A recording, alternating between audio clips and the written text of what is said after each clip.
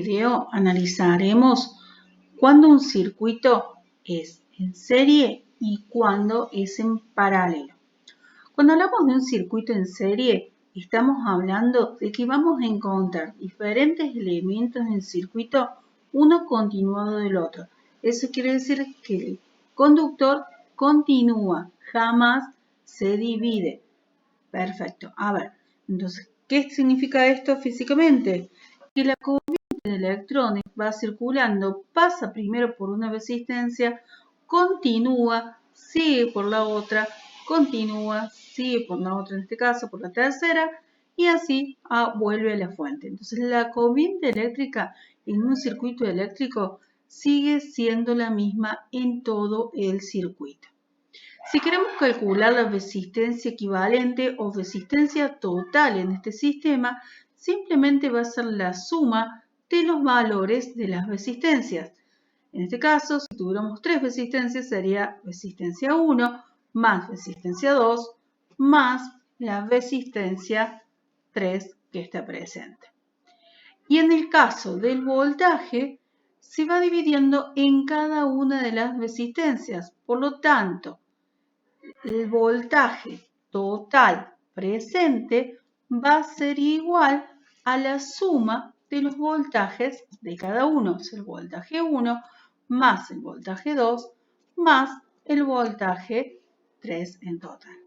Bien, entonces recordemos que en el caso del circuito en serie, el único que se mantiene constante es la corriente, o sea, el I total va a ser igual al valor del I1, que va a ser igual al valor del flujo de carga o corriente en la resistencia 2 y por último va a ser igual al flujo de carga en la resistencia 3.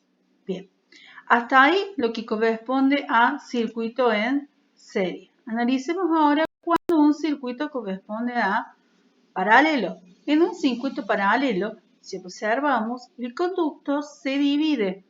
Bien, en cada uno de ellos tendrán elementos o resistencias. Bien, entonces la cantidad de electrones que van a circular pueden circular por un conductor o por otro electrón o por otro conductor. Se dividen entre uno y otro, generando valores de corriente eléctrica diferentes y de resistencias.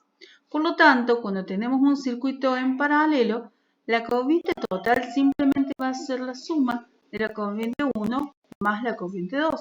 ¿Por qué? Porque cuando un electrón o circula por un sector o circula por el otro. Entonces, el total de esas dos corrientes es la suma de la 1 más la 2.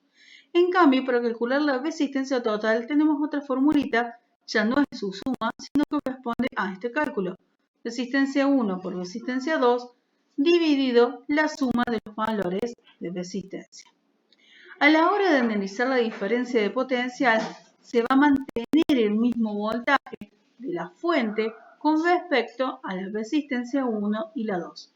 Entonces, el voltaje total va a ser el mismo que el que hay en los bordes de la resistencia 1 y en los bordes de la resistencia 2.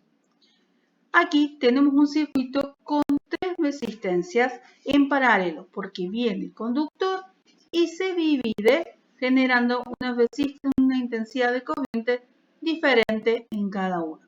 En este caso seguimos la misma lógica, donde la intensidad de corriente va a responder simplemente al total de la suma de las otras intensidades. O sea, la intensidad total va a ser igual al I1 más la intensidad de corriente 2 más la intensidad de corriente 3 del circuito. En el caso del voltaje ocurre exactamente lo mismo que mencionábamos anteriormente.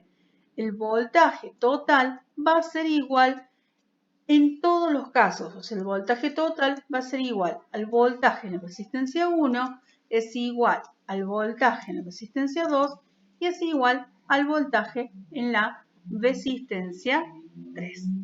Y por último, si queremos calcular la resistencia en este caso, es simplemente la formulita que tenemos aquí abajo, la inversa de la suma de las inversas de las resistencias.